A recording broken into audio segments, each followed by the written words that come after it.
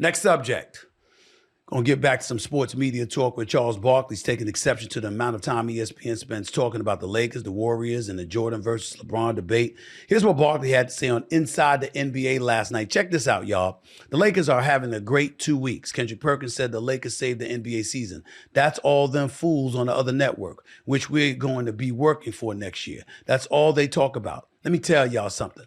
I want all the smoke. Between that and this lame-ass LeBron-Michael Jordan debate, I've said for years, the only people who talk about LeBron and Michael is people on television who got no talent to talk about anything else, end quote. First of all, a couple of things. My man Kendrick Perkins was pretty upset at the way Charles Barkley was talking about him. Kendrick, stop. Charles Barkley talks about everybody like this.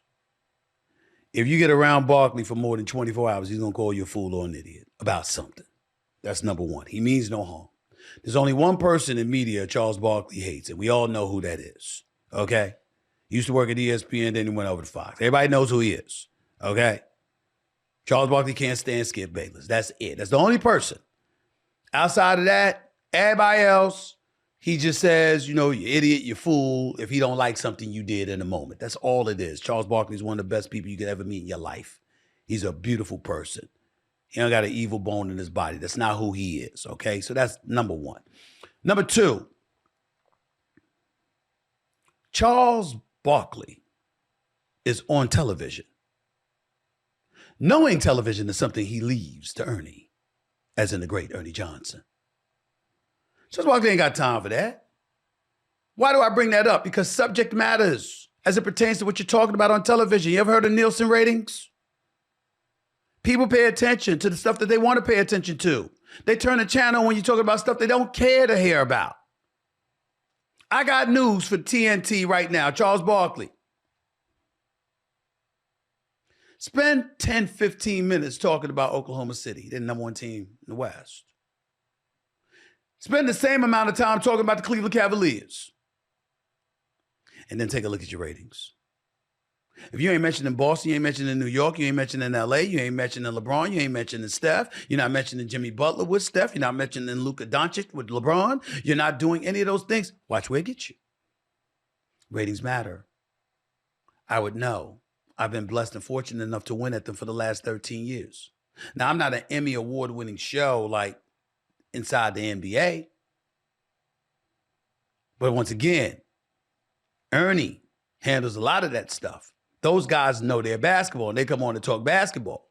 But in terms of the subject matters to be tackled, you pay attention to what resonates with the audience and also what games you're featuring. Charles Barkley is the same person that says, literally working for the network, I don't know why the hell anybody will watch this game if it's a particular game he's disgusted by. I don't know why anybody would pay attention to this subject, that subject, because he's talking. So everybody just relax. That's not who Charles Barkley is. But to get to a deeper point, when he brings up ESPN, ESPN is a 24/7 network. We ain't playing NBA games, airing NBA games, and airing a half-hour pregame show and then an hour-long postgame show, and then before and after you got Law and Order episodes. That's not what we do at ESPN. We are a 24/7 sports network. So you're going to find yourself talking about things, even regurgitating things, getting into stuff, talking about things, giving people ideas about narratives and all of that stuff. Why? Because it's the kind of thing people think about. It happens. And by the way, while Charles Barkley was going off and calling us fools at ESPN, he acknowledged that he was about to be a fool because they're about to be over here. And what you think Charles Barkley going to be doing? And what kind of narratives you think he's going to be creating? Charles Barkley ain't never created any narrative. Charles Barkley ain't never opened his mouth and said, yo, blah, blah, blah. And that ended up being a story the next day.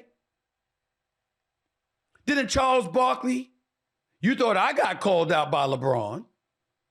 Did you see what LeBron did with Charles Barkley years ago?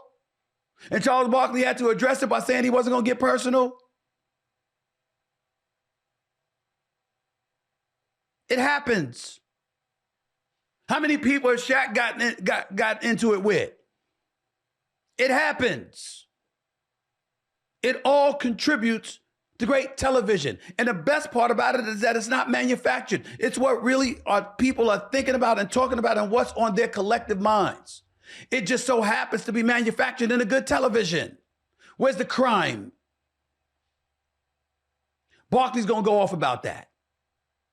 He was disgusted that Big Perk said the Lakers have saved the NBA. I didn't agree with Perk's take, but it wasn't like it should be summarily dismissed.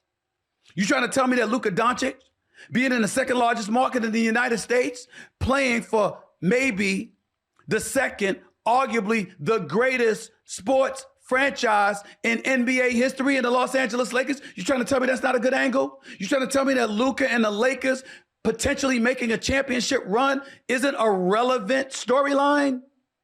Is that what you're trying to tell me? Of course it is. Of course it matters. That's how it goes. Now, that doesn't mean Cleveland is not a great story. It doesn't mean Oklahoma City is not a great story. Let me tell you something right now.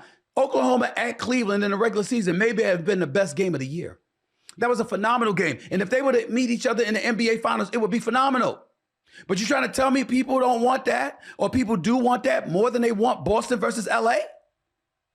How about LA going up against Cleveland with LeBron going up against his old franchise in an effort to try and capture an NBA championship, which would give him 5, which would tie him with Kobe Bryant, which would make people say there's nothing to discuss because he won a championship at the age of 40. He is officially the GOAT over Michael Jordan. You trying to tell me that nobody would care about those storylines? Maybe Barkley would say they don't.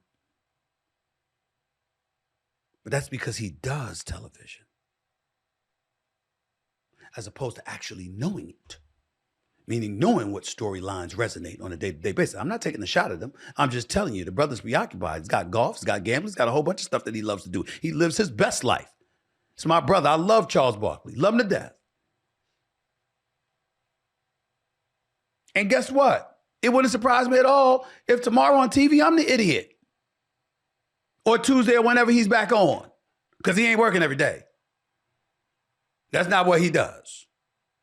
And he'll tell you in a heartbeat, that fool. And I'll laugh because I love him. Because I know he means no harm. He's just expressing an opinion. Everybody need to calm down. Everybody need to calm down.